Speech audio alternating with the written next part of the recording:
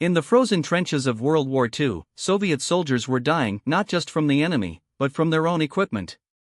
Their rifles were too complex, too delicate, and they jammed the moment the temperature dropped.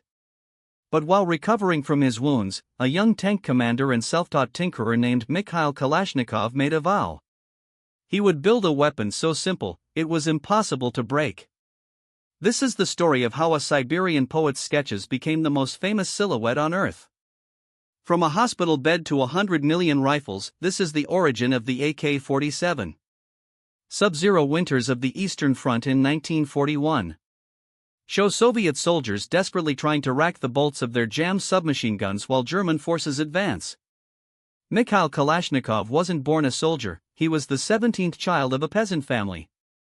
A tinkerer by nature, he actually dreamed of being a poet. But history had other plans. 1941, the Battle of Bryansk. Kalashnikov is severely wounded when a German shell hits his tank. While recovering in the hospital, he hears the same complaint from every infantryman: our guns are too complex, they jam in the mud, and they freeze in the snow. Driven by a mix of patriotism and engineering frustration, he begins sketching a weapon that would be soldier-proof, something so simple a man with frozen fingers could maintain it. After several failed prototypes, Kalashnikov enters a state-sponsored assault rifle competition. He wasn't the most educated designer, but he understood the battlefield better. AK-47 is equipped with the long-stroke gas piston and generous clearances between moving parts. While other guns are built with tight tolerances that trap dirt, the AK-47 is built loose so that debris simply rattles around and falls out. It fires the 7.62 by 39 mm cartridge. It isn't built for sniper-like precision at 800 meters, it's built for stopping power through thick jungle foliage and urban obstacles. It gains instant legendary status. Unlike the delicate Western rifles of the era, the AK-47 can be buried in sand, submerged in water, or left in the ice, and it will still fire.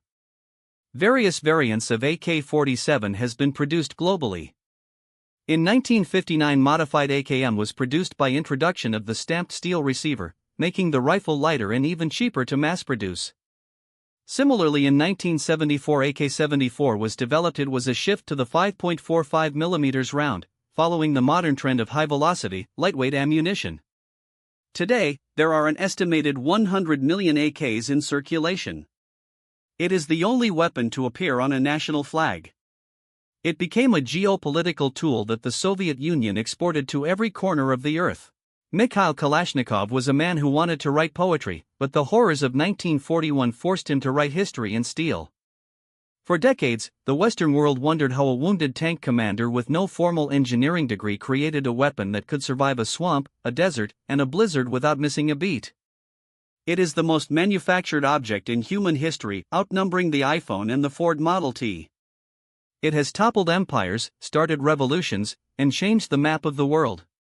But behind the 100 million rifles lies a story of desperate necessity, Cold War secrets, and a creator who spent his final days wondering if he had unleashed a monster.